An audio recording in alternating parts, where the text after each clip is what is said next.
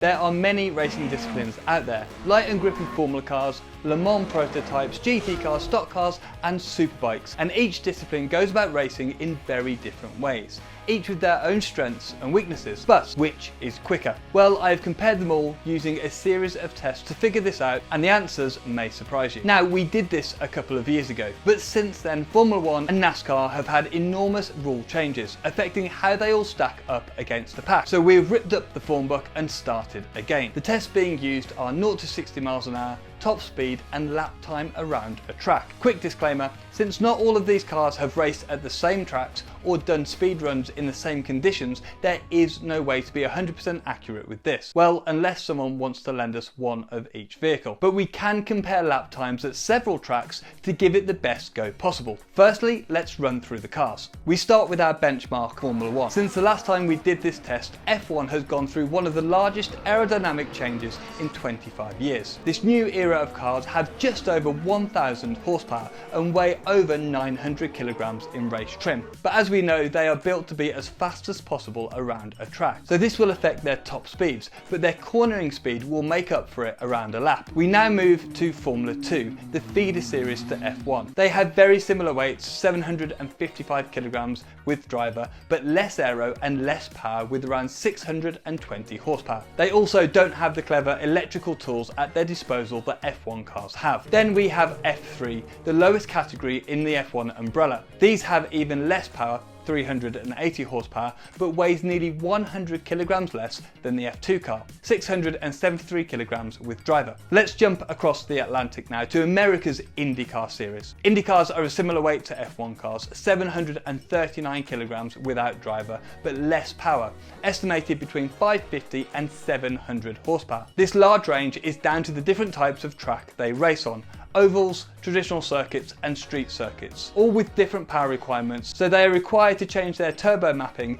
based on the circuit. However, IndyCars are built to have less downforce, so this should help them challenge F1 cars in a straight line, especially at the top end. Then we have Formula E, who are transferring to their third generation of electric racing cars for the 2022 season. This new generation of machines will have a top speed of 200 miles an hour, up from 174 miles an hour from the previous generation. They will have more power than their previous iteration, giving out 350 kilowatts, which is 470 horsepower. However, it's an EV, so it's heavy at 903 kilograms. Now we have covered all the open wheel cars, so let's move on to the Le Mans prototypes and GTs. These are the cars that will be racing in the Le Mans 24 Hour next year. They are Hypercar, LMP2 and GTE. These cars drive on traditional road circuits across Europe, so need a good balance of power and downforce, especially over the many hours that they race to maintain performance and ease tyre degradation. The Hypercar class, introduced in 2021 to the WEC, has a front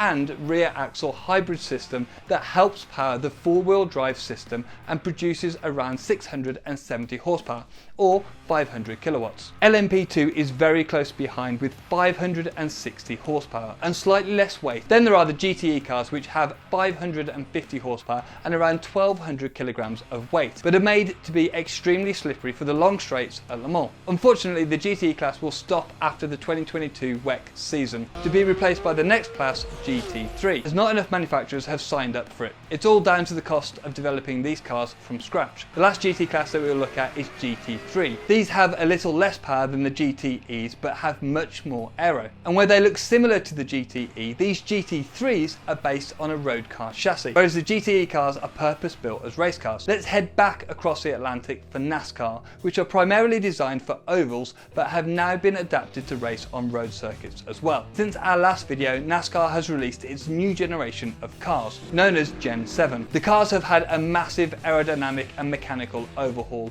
one to rival F1's changes. These changes have been introduced to minimise the reliance on aero to hopefully make them more raceable. But will they be quicker? The first time in NASCAR history, the cars feature a rear diffuser to help minimise the dirty air effects F1 fans know all too well. This should really help them have more stability through the corners and improve their lap time in this challenge. Other key changes are moving from a 4-speed manual gearbox to a 5-speed sequential shift transmission and replacing 15-inch wheels with 18-inch. All of these changes should theoretically help decrease their lap time, but we'll get into that in a little while. And finally, MotoGP. They have the best power to weight ratio, but with less rubber making contact with the track and minimal downforce that could hinder them in the corners. Let's start with the 0 to 60 test. This test combines some pretty important metrics. There are traction, power, torque and weight. However, most race cars don't do standing starts, so tend to have very small and light clutches that aren't particularly good at launching.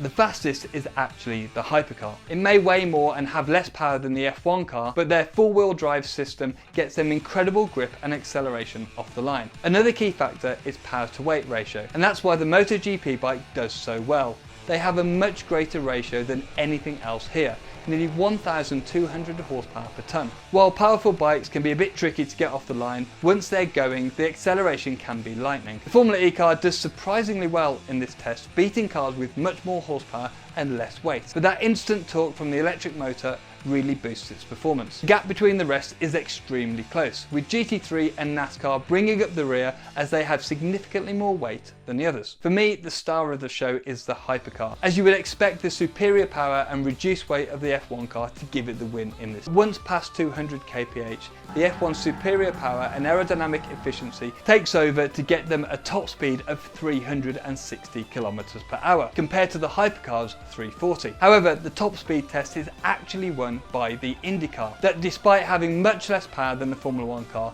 has a more slippery body so can reach speeds of up to 370 kph. Now, it must be said that this is exactly what it's made to do. Top speed is everything at the super speedways like Indianapolis. MotoGP bike surprisingly beats the hypercar for a step on the top speed podium, as it punches a much smaller hole in the air and doesn't create any downforce. The downforce which can help the car in the corners but also creates drag which can really hinder the car's top speed. This gives it that slight edge over the more powerful vehicles. The LMP2 car gets very close to beating the hypercar, a car that is a class above it in WEC. The margins between these two classes are actually really small, with the performance regulations bringing them much closer together than the old LMP1 class. It's going to be really interesting to see the lap time differences. NASCAR comes next at just under 200 miles an hour, with the GTE just beating out Formula 3. NASCAR has actively restricted their top speeds on safety grounds, so could theoretically go even higher. Formula E comes next, most likely due to the power deficit, but they are designed for tight, twisty street circuits, so top speed isn't really a priority. The GT3 car brings up the rear with the lowest overall top speed, with its substantial aero package slowing it down. Acceleration and top speed are one thing, but lap time around a circuit is a whole different ballgame. The cars often take different approaches to the trade-off between straight line speed and cornering grip. I've picked Spa as a track for this battle, as the majority of these cars have raced here and set representative times in the last couple of years. Max Verstappen set the F1 pace and our benchmark at Spa this year with a blistering time of 1 minute 43.6 in his Red Bull during qualifying. Luckily for us, F2 and F3 also raced at Spa that same weekend, with Felipe Drugovich setting F2's fastest time with a 1 minute 58.2, and in F3 Kaukelet led the way with a 2 minute 11.2. We also know all the WEC times from the 6th hour of Spa this year, so let's add them in there too. It looks like the performance regulations to bring the hypercars and LMP2s together have worked. GT3s have also raced at this track in 2022, with the fastest time set by Team Iron Lynx in a Ferrari 488 GT3. Their best time was a 2 minute 16. It's much more difficult to predict the NASCAR, INDYCAR, MotoGP and Formula E, as they've never raced at Spa. However, they have all raced at other circuits that our benchmark, Formula 1, has raced at. So we did some calculations. For example, NASCAR raced at COTA this year, and the pace was set with a fastest time of 2 minutes 12.3 in the Gen 7 cars. Comparatively, the fastest time set by F1 cars when they returned to COTA in 2021 was a 1 minute 32.9. Now, I realise that the F1 cars have changed quite a bit over the winter, but I've done some very clever calculations to work out the difference. So, Trust me on this. My estimations of what a new generation Formula 1 car would lap around COTA is a 1 minute 35 dead. This works out to be a 28% difference. And since COTA and Spa are roughly the same in terms of having long straights as well as many medium speed corners, they should require similar aero setups. So when I apply my calculations, I get a NASCAR time of 2 minute 12.8 at Spa. If we do the same with MotoGP, which has also raced at COTA this year, we actually get a 22% difference compared to F1, meaning we would expect MotoGP to beat the NASCAR quite easily with an overall lap difference of 6 seconds. Now on to Formula E. They race on much shorter tracks than F1, as they brand themselves as the only series built for street circuits. And so this estimation is a little harder to work out. The only track both cars race on is Monaco. As we know, there isn't a circuit more different to Spa than Monaco. But the Formula E and Formula 1 times around Monaco have a difference of 20%. But this wouldn't be representative around Spa, where the long straights would punish the Formula E car. My calculations make the lap time a 2 minute 4.9, which seems too fast based on the other stats in this test, especially that top speed. So I would expect the real time to be somewhere around a 2 minute 10, but unfortunately it's impossible to know for sure. Formula 1 may have beaten the INDYCAR on a circuit, but what would happen if the roles were reversed and they raced on an oval? Click here to find out. Thanks very much for watching, don't forget to subscribe, and I'll catch you in the